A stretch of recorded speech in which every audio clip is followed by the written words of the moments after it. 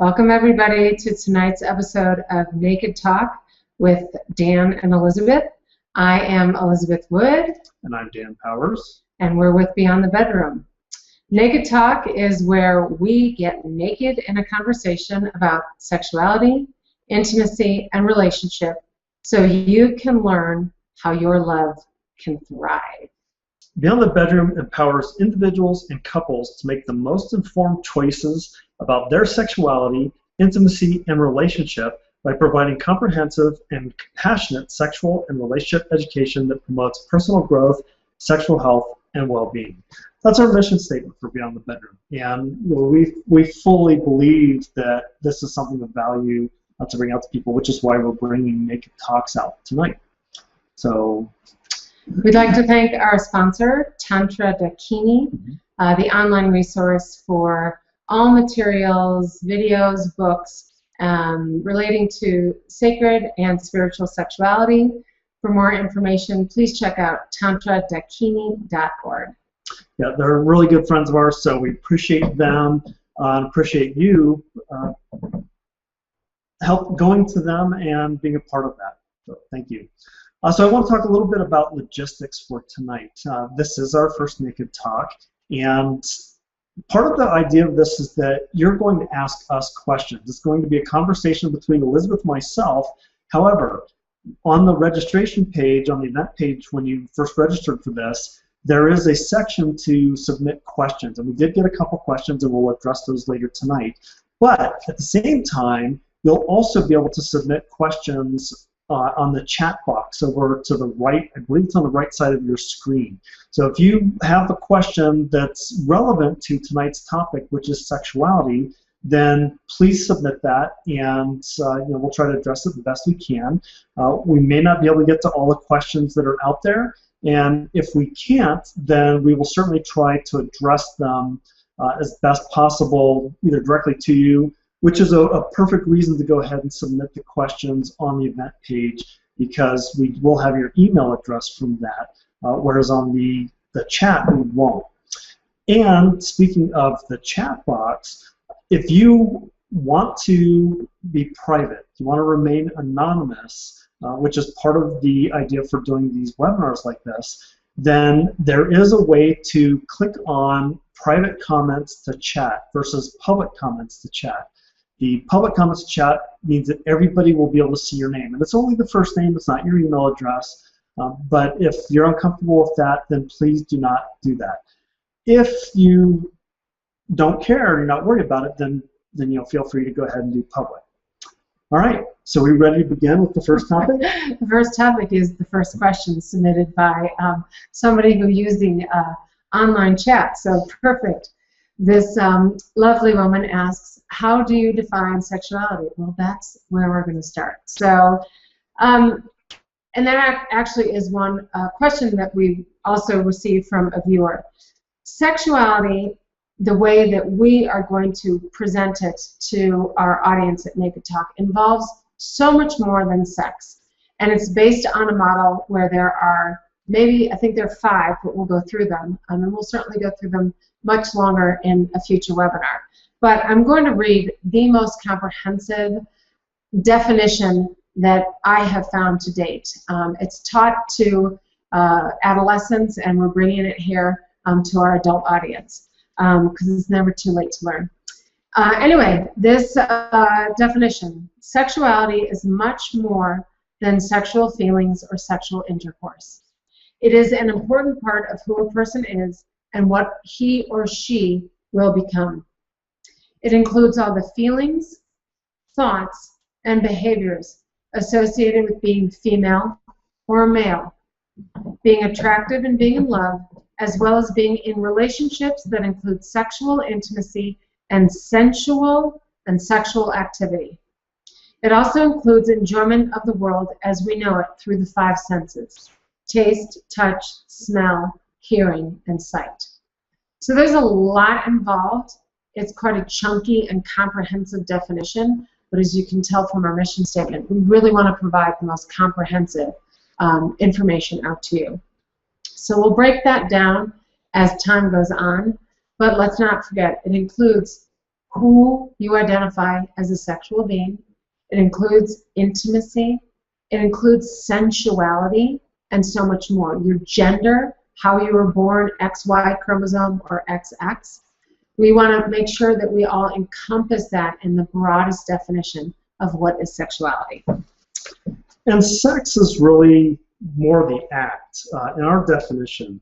And not just intercourse, penile vaginal intercourse, or anything like that, but if you look at oral sex, I think kissing is even, in my definition, sex.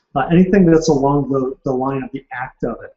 Whereas sexuality is more of, there's so much more that's involved, as that definition talked about. The way that we dress, the way that we act, the things that we say. I mean, all of that is sexuality. It's what's driving us as sexual beings. And ultimately, I think that sex is probably the final act of that, or maybe not. I don't know. What do you think? Well, sex is also how we define, ourselves. You define yourself, as a man. I define myself as a woman. That's my sex. It's gender, sex. I mean, that's kind of one. I think it was actually one of the old ways that they asked about our gender identification. On the old forms, sex, male or female. So in addition to the act and how we decide to physically act out our sexual desires, the act is part of it. Sex is an act. So yeah, absolutely. Yeah, which is part of sexuality, but it's just a small piece of sexuality.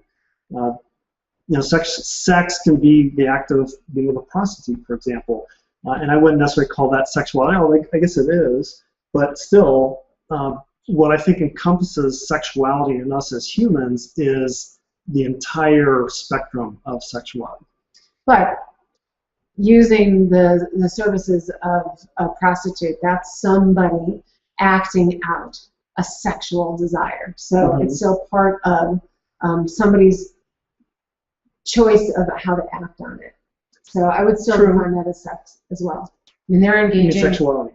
Because they're engaging in sex, the behavior. They're just paying someone to.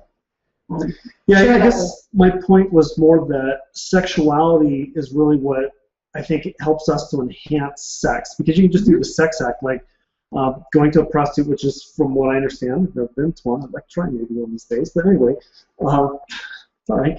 I think that a sex act with a prostitute, in my imagination, is just the physical act.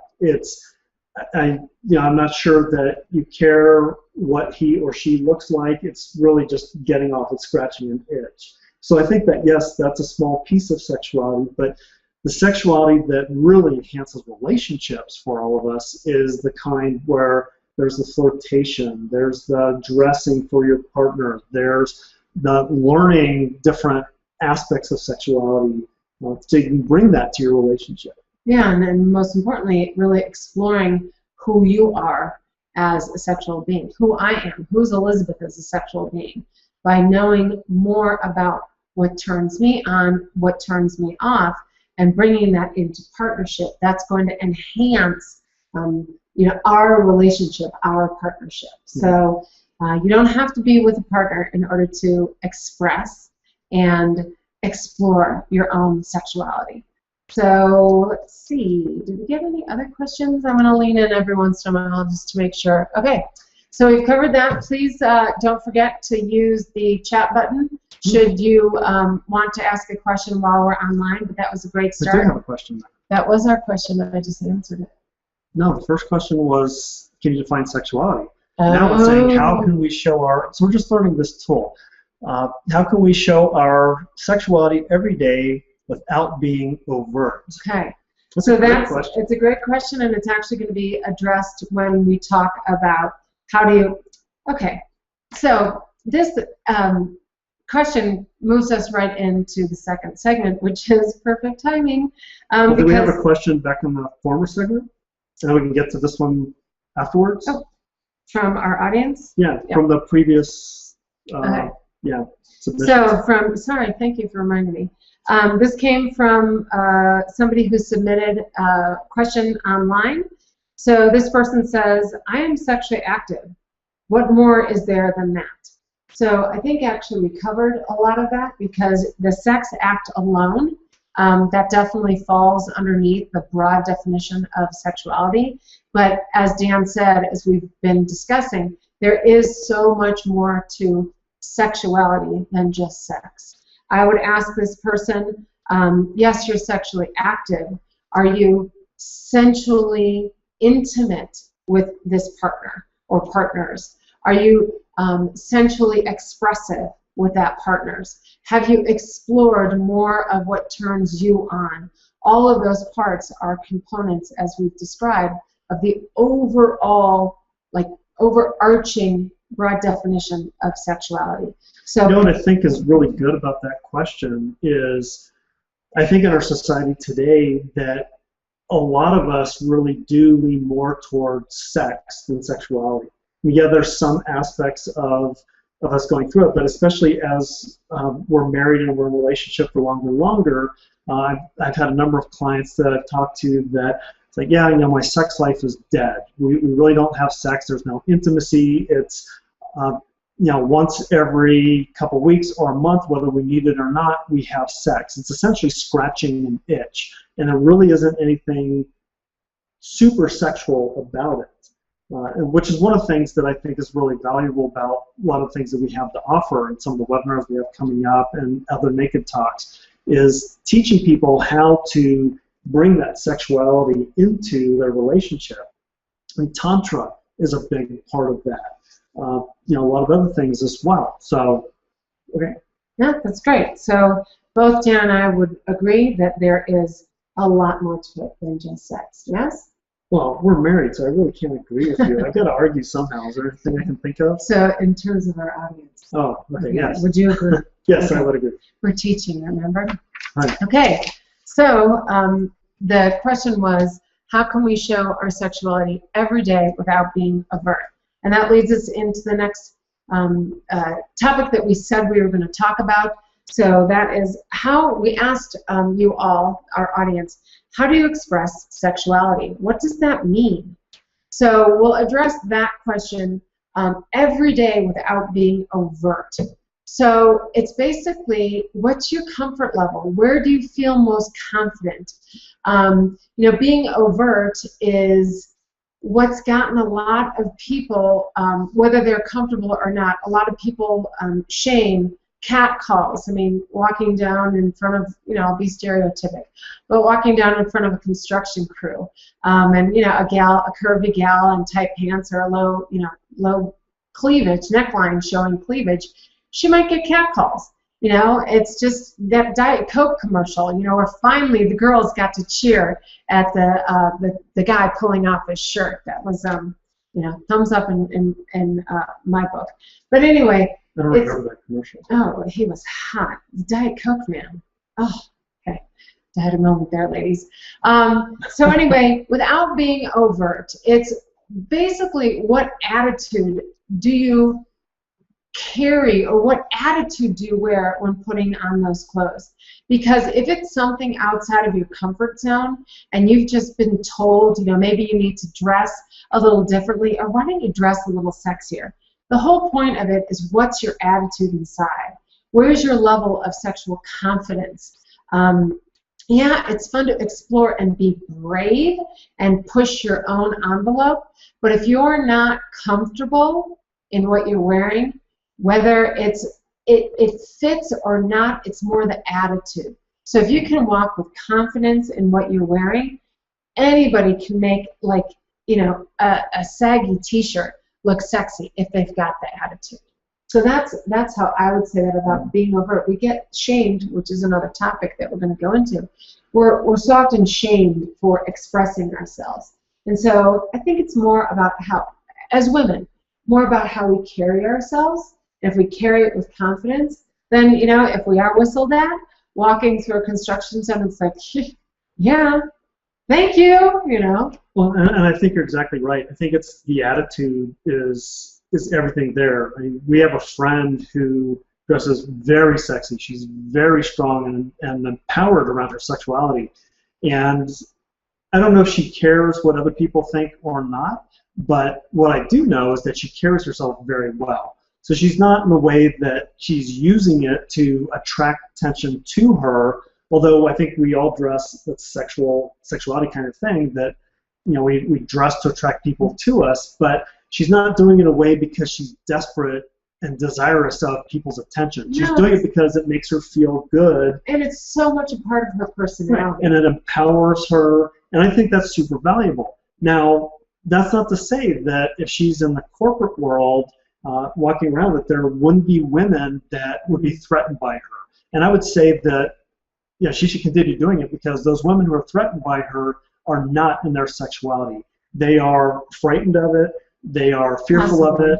And that's just a generalization on my part, but I've seen it before where women were fairly catty about a woman who was in her sexuality, and it was really because they weren't in theirs. And that's why we have come out to bring out all these different tools to empower not just women, but men as well, to really embrace who they are as sensual, more so for the men, but for us women to really explore and empower our own confidence around who we are as sexual beings. So that's a great question. Thank you very much. And here's this question that came from a viewer online or through the registration page. I like to dress in sexy clothes, but was called a slut in high school. How can I wear these clothes with confidence? Okay, so part of my answer to the online immediate viewer fits the answer to this. It's exactly that. Wear the clothes with confidence. If your boyfriend or your partner, or so again, speaking as a woman, wants you to dress in something slinky and sexy and seductive, like a Victoria's Secret model, but that's not part of who you are, find whatever it is that makes you feel uber attractive. Perhaps it's, again, I use that T-shirt, the old Oxford shirts that, men don't wear them, the work shirts. The way that a woman possesses and owns whatever she feels comfortable in, it's palpable, it's tangible, it's attractive. So make sure that you find what fits not only your body type, but more so your personality. So you can explore what is sexy for you, and that's going to be a turn on for other people that you're with. Now, there's another question online that's talking about for men. What about for men? It's often expected for women to be sexual, but is it really expected for men? Well, unfortunately, we in the work that we do with couples, we hear a lot more about how men are actually shamed for bringing their sex into a situation where it's not warranted, not invited, not welcome. But that's sex versus sexuality in the way they dress. I think there's several different parts of it, because I can act, and this I guess applies to women too. You can act in a certain way that tries to draw attention to you in a way that's kind of desperate. Or you can be very confident, which is what I think women love. And we've got a friend who is a very sexy man. Yes, I can say it. And he dresses well. He carries himself very well. He's very confident. And I know a lot of women are very sexually attracted to him. Now, that's not to say that they're expecting to jump in bed with him, or they're expecting anything from him other than they just kind of want to be around him because he's got that sexual power that's there. Yeah, and he's confident in who he is as a sexual being. He's not really giving off the I'm desperate, I need to take from you in order to fill me energy. It's that confidence. And again, men don't pay a whole lot of attention to how clothes affect them. We have the whole metrosexual men. I mean, they're paying more attention. We're broadcasting. We're broadcasting here from Boulder, where we're lucky if the guy comes to dinner not in his bike shorts. This is like the land of like the uber athletes, and so to have like a city vibe of I'm from Chicago or LA or New York. We don't get that as often here in Boulder as you do in the major cities. So we're kind of reflecting on our friendship group, our peers, and what we see walking around downtown Boulder. We see a lot of jeans because it's cold so much of the year. A lot of like the puffy sports jackets, you know, because everybody's trying to stay warm. But even with those, I think men can have an air about them. Again, our friend, I know him because of like winter sport. He wears those kind of clothes. He wears jeans, but he wears designer jeans. And oh, well, he pays attention. I mean, yeah, he definitely pays attention. So he carries his sexuality with him in a way that is very empowering to him and the people around him. People aren't threatened by him, whereas people, and we like to use this term a lot, your cup being filled versus empty. There's a lot of men that have this neediness attitude around them. And that's the kind of creepiness factor that I think that a lot of women talk about when they talk about men and their sexuality. Men who aren't fulfilled sexually, aren't confident sexually, they have this neediness factor. Their cup's empty, so they're trying to fill that up desperately. And this friend of ours is absolutely full. So I mean, he's not desperate. He's there. He's exuding his sexuality, and he's very powerful. I think again that speaks to the whole attitude and the fact that he's quite empowered and confident. So I think the most attractive thing that both men and women can wear is you know, their sexual attitude. Okay, so we also, I think, addressed the other question that's on there is how can we show our sexuality every day without being overt? Yeah, that was the first question that was asked. Oh, was it? Oh, okay. Yep, Sorry. that was in backward It's going order. the other way around. Yeah, it's scrolling very differently for us, so it's kind of upside down. But you know, we'll get there. So we want to move into the next segment, and remember, this is these are little tastes of what sexuality means, and the topics that we chose were based on you know, what we wanted to generate conversation from. So we definitely want to talk about fear and shame, because so much of our sexuality, we're afraid to express it. We're afraid to talk about it. We're afraid to, you know, tell each other that this is what I want, this is what I really crave, it's what I desire. So we definitely want to acknowledge that there's so much fear out there because of our upbringing, parental attitudes. We may have been societal as well. I mean, society has told men or taught men more recently that we need to be really disempowered in our masculinity, and we need to be more feminine and embody that. And I think that a lot of men are really confused about what they should do and how they should be. You know, we should be men. We are men. You know, in a general sense, we are men in a way that, you know, we have desires, we have certain needs, we have testosterone levels that are way higher than what women have, and therefore we have a sexual desire or a sexual appetite that women don't necessarily have or don't understand. So, you know, Right. that brings in fear about talking about different levels of desire. We're going to talk about this, discussing sexuality with a partner. That's the last phase of the conversation tonight. But we also want to bring in the issue of shame. So many of us have been shamed. If anybody ever got caught playing doctor or nurse when they were little with, you know, the boys and girls from the neighborhood, young boys that were caught masturbating.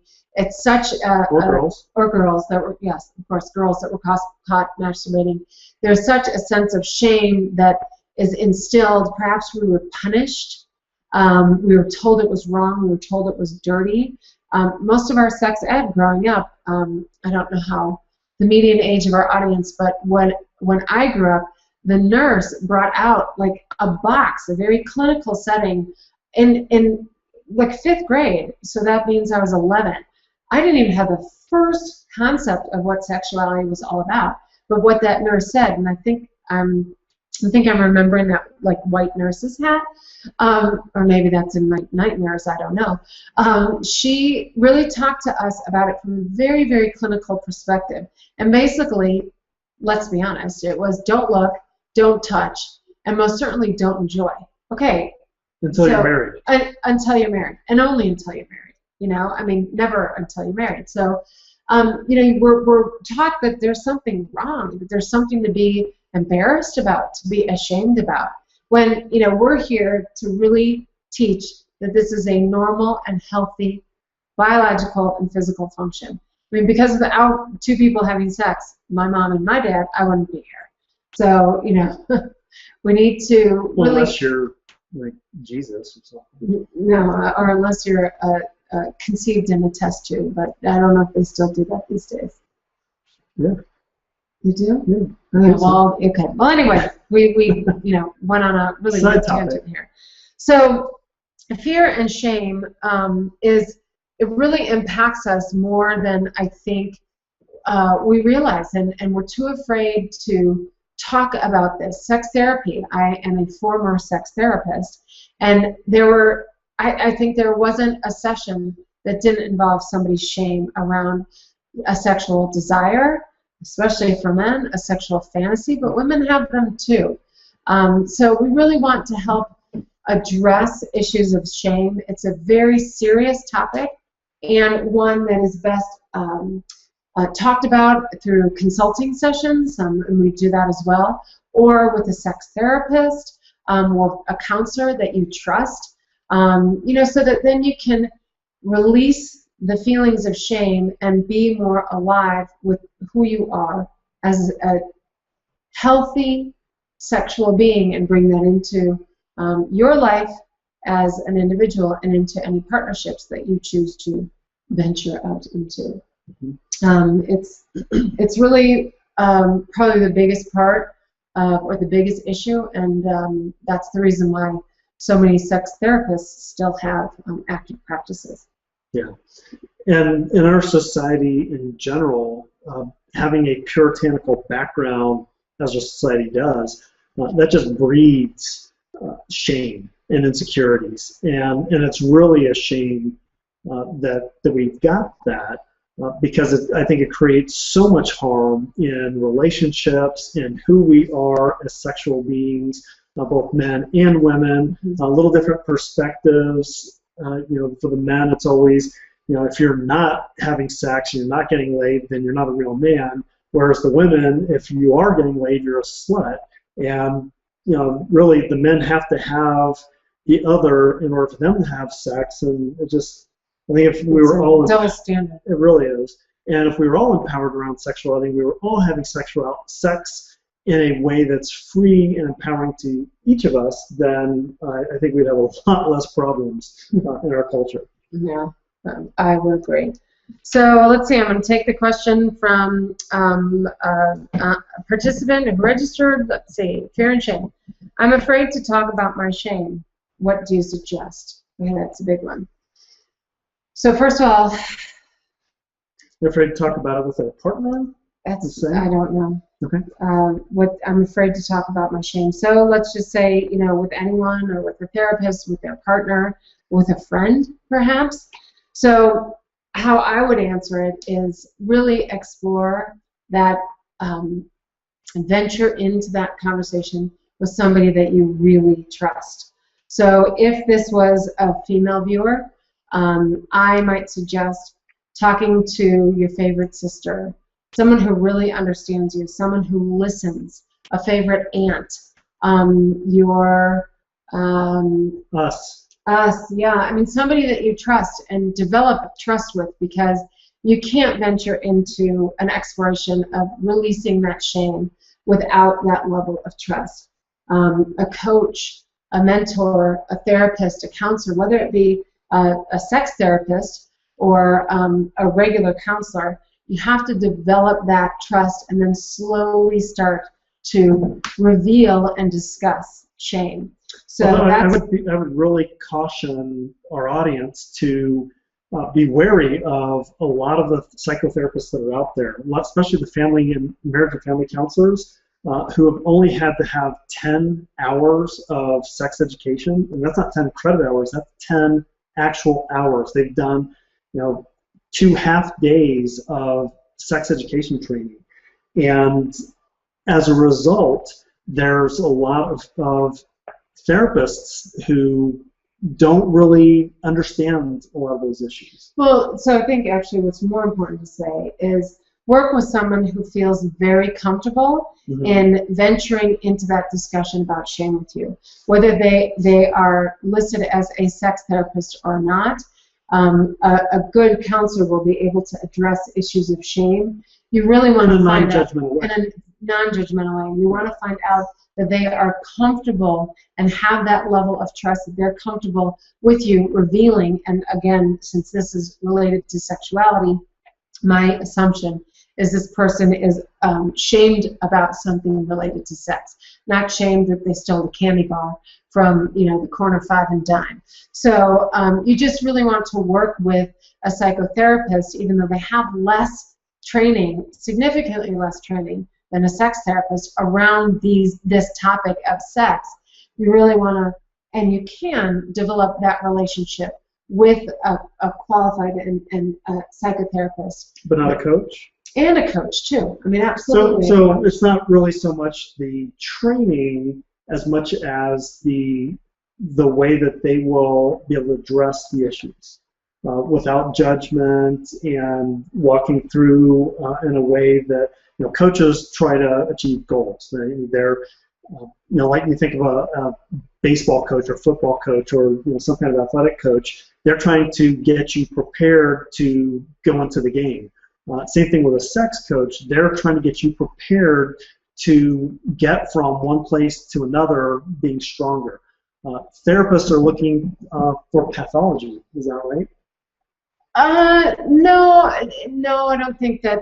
If they're working from the medical model, there are, it's the DSM-5 now, which is a list of, thousands, if not close to 1 million different pathological things. But, shame, being filled with shame or fear, the big component here is working with someone you trust. Whatever their qualifications are, whatever degrees or alphabets they have after their last name, it's how comfortable you feel and what space they create that allows you to feel safe in expressing and exploring the fears and the shames. So that's what I would suggest, is that you find someone that you feel really comfortable with. And it doesn't necessarily have to be, as I said at the beginning, anyone who has got formal training. If you have a trusted best friend, or an aunt, or someone that's a member of the clergy, if you feel comfortable and confident talking with them, then that's the best approach. Yeah. And I just want to remind our audience that if you do have questions, feel free to enter them to the chat room. We haven't gotten any new ones yet. I have to put my glasses on periodically, but you have to read them. But go ahead and spit. Right. Okay. Great. So, who out there is ready to explore? Because that's actually our next topic. So, ready to explore. Are you ready to explore? What does that mean? So let's talk about this before we actually go into audience questions. So, exploring sexuality. What does that mean to you? Gosh, that means so much.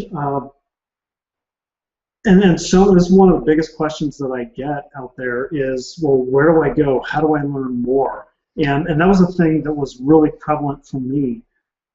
I was 40 before I was introduced to the world of Tantra. I didn't know anything was out there except swinging. I'd heard about swinging, and I was really, I didn't even know sex therapists were out there that you could talk to, because it's not something that is a common topic of conversation in our society. So, obviously there's books that are out there that you can look at. There's tons of workshops that are out there. Beyond the Bedroom has a number we try to bring in. Aside from our teachings, we bring in other people to talk about things, and we're going to talk about what our schedule is in a little bit. But there's so much out there to explore. I would just start talking to people. I'd start creating that conversation, because honestly, almost everybody out there wants to know. And most people, I would say, don't know what's available.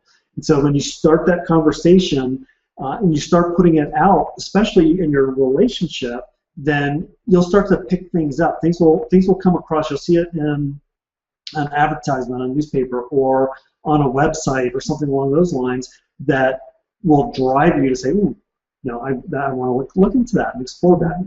And now, obviously, talking to sex coaches like us, we're very familiar with a lot of things that are out there, and it can point you into directions. We profess to know a lot of things about a lot of different subjects. So, we might not have all the details, but we most certainly can point you to the resources that you're looking for. That's part of our job, is if we don't know the answer, we will find it for you, because then, we become better educated and therefore better educators.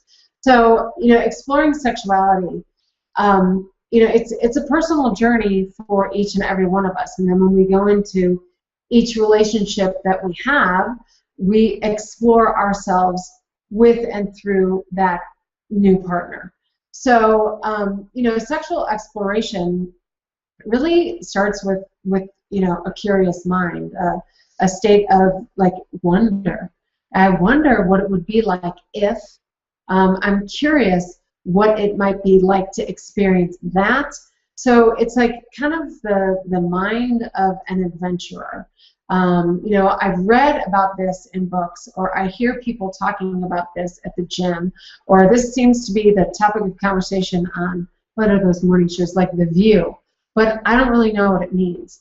So by really seeking out answers to those questions, you are already beginning an exploration. Of course, we can all look online. I'd be careful of where that takes you, and really ask questions of other friends. Again, that level of trust. There's a question online that I think makes a lot of sense. It sounds like it's coming from a man. He's saying, I'm talking to my partner, and she's afraid to talk about this, or doesn't want to talk about this kind of topic. So how do I explore that? Where would somebody like that go if their partner is unwilling to talk about something like this? Or how do you even just open that conversation up with your partner? Well, first of all, never do it in a bedroom. As a former sex therapist, that's what I would say. It's such a it's a loaded room. So take this loaded conversation out of the loaded room. Have it when you're going on a walk, walk around the block, or you're sitting perhaps at the beach, or you're riding up on a chairlift, again, since we're in Boulder, and just say, hey, I have some curiosity about these topics, and I wonder if it might be when might be a good time to talk about it, because this topic, we've seen it in movies, or I've read about it on the internet, and would you be willing to explore and provide that safety in your partnership, that it's just an exploration. You're expressing curiosity. Doesn't mean that whatever you're exploring has to happen. It's just you want to go at it from an adventurer's mind. One thing that was told to me about talking to your kids about sex, which I used was I thought great, is talk to them in a car, because you're there in a locked environment, but you're not looking at each other, and people get very uncomfortable when they're talking about a topic that they're embarrassed about and having to look somebody else in the eyes, or just even in the face. And you'll see them kind of looking all over the place. But in a car, that's great, because you're there. You're not really distracted, other than whatever ambient traffic's around. No, but always ask, is this the right time to talk? I mean, we can leave books for our partners. We can also read books together with our partners. That's often, as a sex therapist, what I would say to my former clients is, there's this great book out there. I suggest you get 2 copies. And she reads it, not at the same time, but it would be great if it was at the same time, but they read that book and they explore it together, so that someone isn't thrusting the material out. If there's something that that you want to explore that your partner isn't informed on, you could say, hey, I read this great book. We all know 50 Shades of Grey has definitely outsold, I don't know how many times, the Harry Harry Potter books. So that opened a general conversation, across all media. They were talking about it on the Today Show, the morning show with Kathy Lee, whatever her name is. So that's like her sister even brought it up to me. Oh, my sister brought it up to Dan. That's where we first heard about the book. Like, have you guys read? And we were like, what? And why is everybody reading this? Yeah. So that actually, it was because it's part of the public discourse that you can bring some of these topics into conversation with your partner, a little bit more nuanced, shall I say. So, really make time for it. You can also do it, Dan suggested, while you're driving. I mean, if you're on a road trip, we all get bored. Hey, wanted to talk about orgasm. Might that be a scintillating conversation, and we don't need to stop for that second cup of coffee? Who knows? Also, when you're preparing dinner, I just looked over at our kitchen. While you're preparing dinner, if it's not too ornate a menu, as you're setting the table, not with children around. We want to be sensitive to that.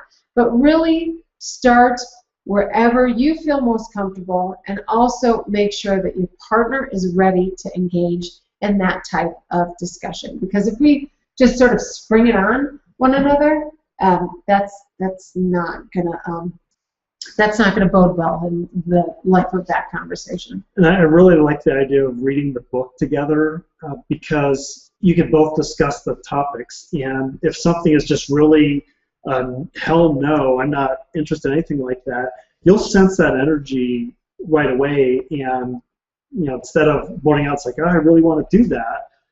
You kind of play with it and sense it to it that way. So, I think this is a question from our audience that we read earlier. How do I begin? So this question, sexual exploration. How do I begin? I think we've answered a lot of that. And then, can I explore alone? Oh, absolutely, and it's a lot of fun. So again, the can I explore alone? We can explore alone whether we're in relationship, partnership, or not. Being that curious adventurer, what I'm calling the explorer, being that curious adventurer bodes so well in knowing as an individual sexual being what my own wants, needs, and desires are. The more I know about myself, the more I can enjoy and share that in partnership. So that's where the conversation starts. It starts within each individual. So ask yourself, what might be interesting today? Is there something that I might want to learn about fantasy? Is there something that I might want to learn about different positions? Because if you're currently single, in my last relationship, that just didn't really quite fit so well in the overall scheme of how I like to make love. So absolutely, explore alone. The events that Beyond the Bedroom hosts, we have so many classes for people who are in partnership, as well as those who are looking for partnerships in the future. So there are specific events that we actually teach to pairs, but we invite those people to come with somebody who wants to also have that learning with them. You don't need to be lovers in those particular courses. And in ones where it is between two sexual intimates, you'll know that too. So we don't discriminate. Of course, a singles dating class, that can be fun for even somebody who's in a relationship, because quite often we forget to date when we're in relationships. So I might jump in on that class too, just for a refresher. So we are non-discriminatory in terms of relationship status. And we don't discriminate. But if there is a class that's not appropriate as a single, we'll let you know. Okay? Okay. So what's next? We're going to talk about our upcoming classes now? No, we're not. We are actually going to talk more about talking openly with this to our partners. Okay. So, I touched upon it when we talked about whether or not you're ready to explore. But I just want to reiterate, finding the right time to talk to a partner. setting aside time to talk about it. Certainly not after a really busy week, not after a week of exams, not when you're sick and have the flu, but really it's such a tender conversation, and one that is like rife for misinterpretation. Come to it with your truth, with your warmth, with your openness, and be willing to have a conversation that might take many twists and turns. Who knows what you're going to find. And I like, Elizabeth said something to me when we first got together, that I'm a yes until I know that my no is a no. And I really like that, and that's one of the things that attracted me to her, is the exploration. We're both open-minded, and we discuss things. And that doesn't mean that we do everything that pops into our minds, but we look at it and explore it. And if something is is clearly a no for us, it's like I really don't have a desire to put pins through my chest and then hang from wires, like the Native American Indians do. It's just, I know that I'm not interested in that. Right. And my yes being a yes till I know my no is a no wasn't specifically to areas related to the bedroom. It was about, no, I actually know that I don't want to skydive head first out of a plane. That's a sheer, an absolute no. But if, he asked me if, I might want to explore, horseback riding. Well, I haven't been on a horse since I was scared with, riding with my mom and my sisters, and my horse took off that way, and the rest of the crew was going somewhere else. So, but that's something that I'm willing to explore. That's not a definite no. So this yes happens outside of, yes-no conversation happens outside of our bedroom, as well as within our own. Kind of beyond the bedroom. Yes. Also, happens within our own exploration inside the bedroom. So, anything else to say about that particular yes subject? No. It's, I think, why Dan maybe brought that up is because, I was an explorer around all areas of my life, and. Well, what that did is that created a safe environment for me to explore things and broach them. And the topic of the conversation here was, how do you talk openly to your partner? Well, that created a safe space for me to ask my partner questions.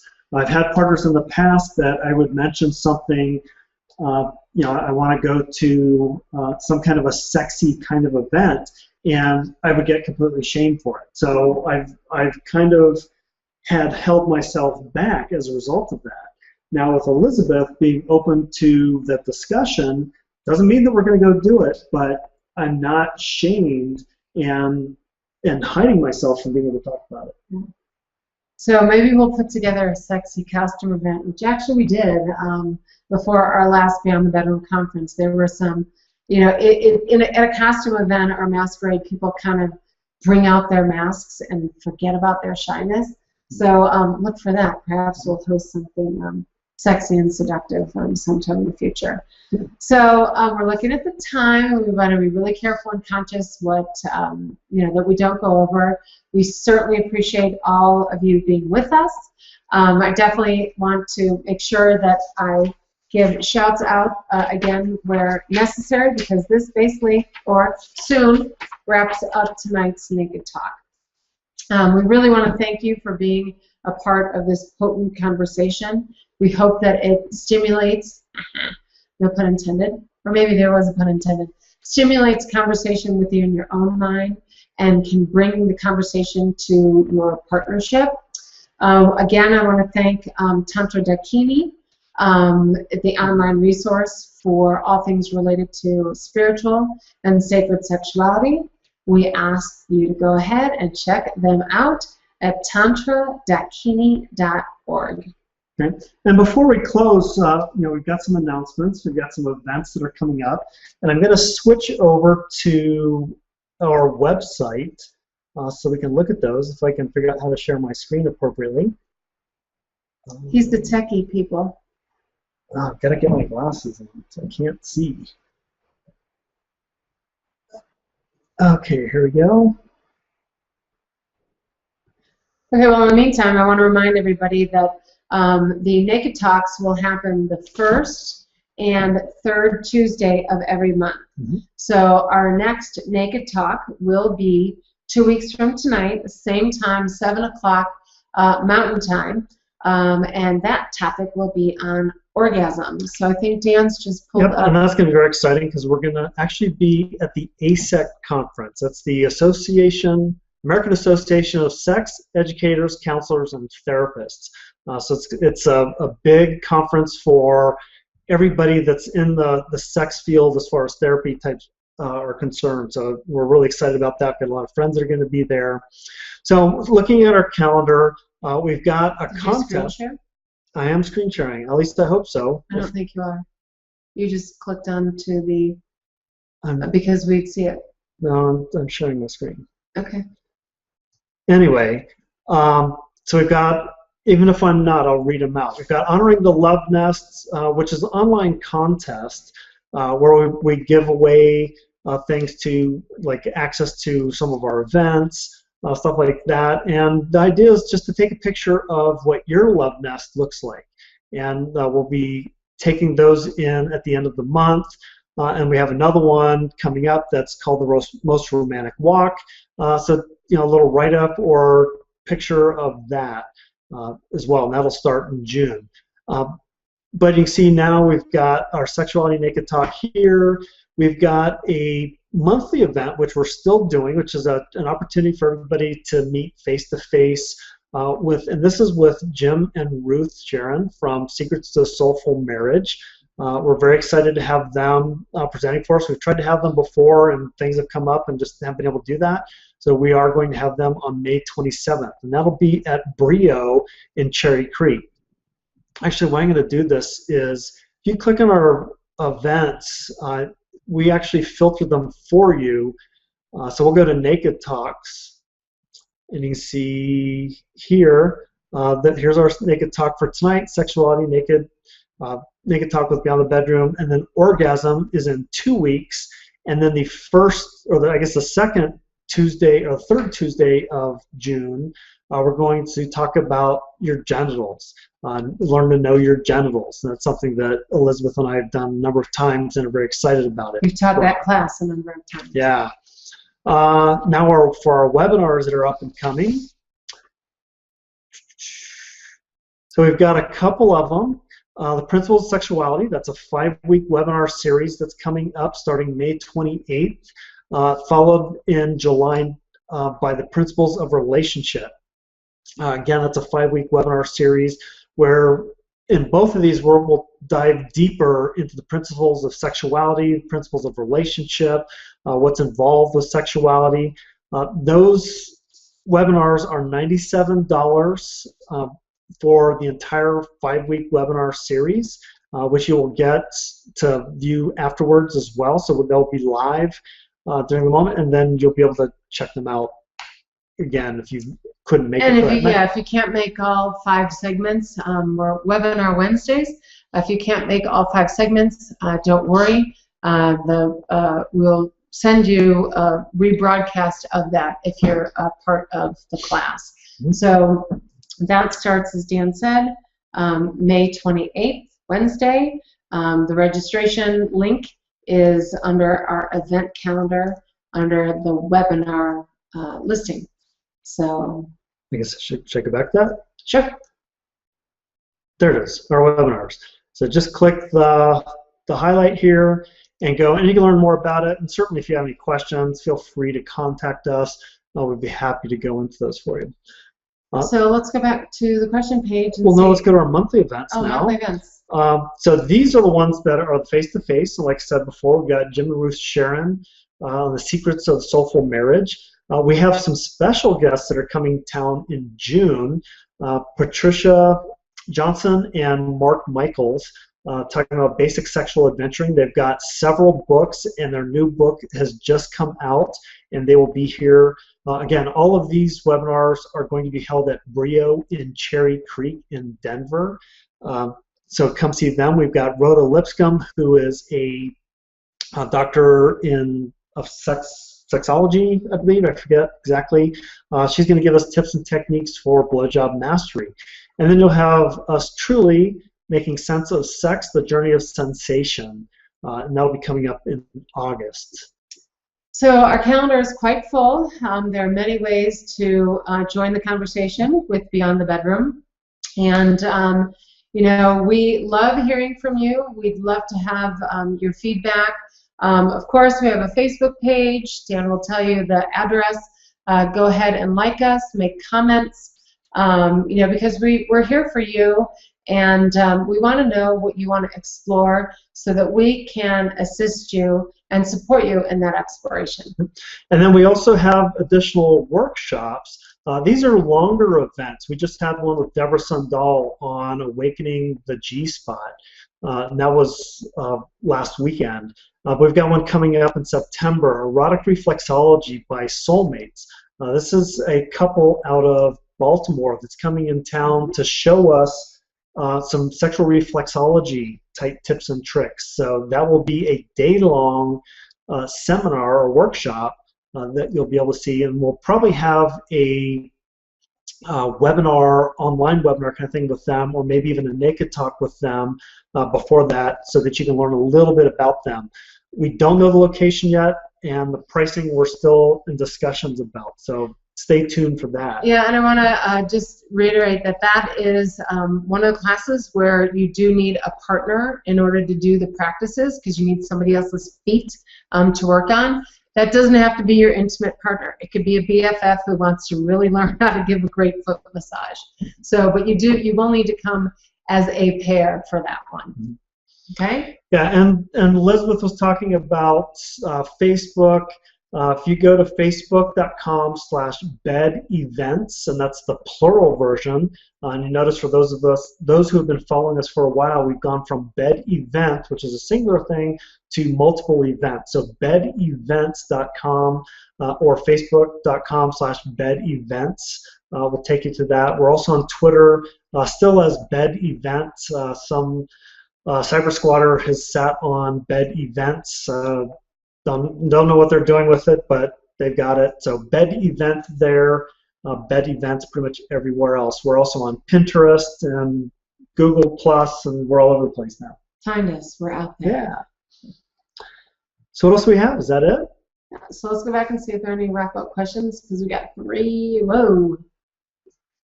No more screen share. There we are. Yay, we're back. We might have been there the whole time. I'm just not so sure. So can you go back to the chat? I think you have to go there. Oh, that's up close and personal with naked talks.